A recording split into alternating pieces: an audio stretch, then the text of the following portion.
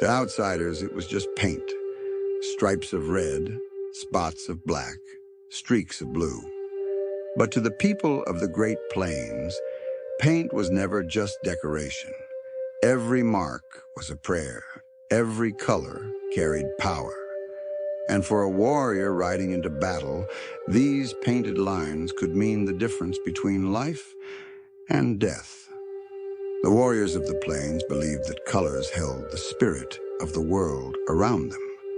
Red was the most sacred of all, the color of life, the blood of the earth itself.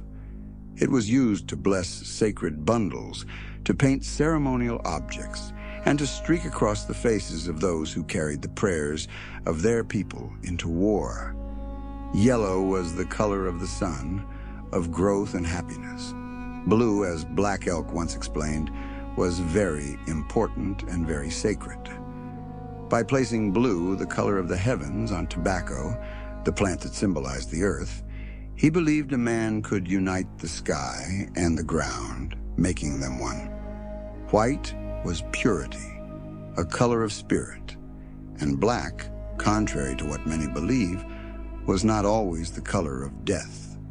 Among the Crow, warriors returning from a raid painted their faces black to show that the fires of revenge had burned out in their hearts. As one elder put it, black tells the people we have finished our anger. The fight is done. Our hearts are quiet.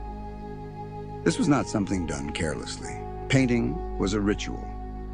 Among the Sioux, it was so sacred that a warrior would paint himself in secret, hidden from the people. To emerge painted was to emerge changed.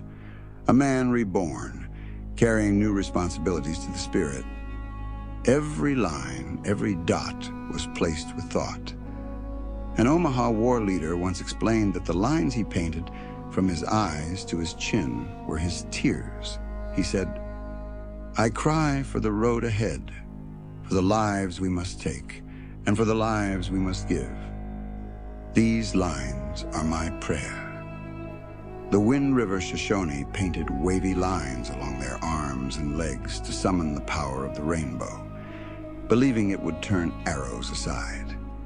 Some men painted the animals whose spirits they wished to call upon: bears for strength, snakes for speed, buffalo for endurance.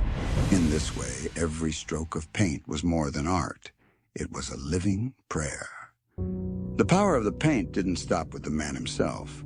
Horses were painted too, their bodies marked with symbols to make them faster, braver, untouchable. Among the Kiowa, some warriors painted their own bodies, their shields, and even their horses the same color, creating one powerful spiritual pattern. The fur trader Alexander Henry, who watched the Blackfeet prepare for war in 1809, wrote that they covered their garments, their faces, and even their horses with carefully chosen colors.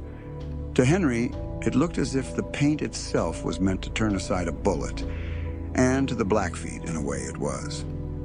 But war paint was not just protection. It was language.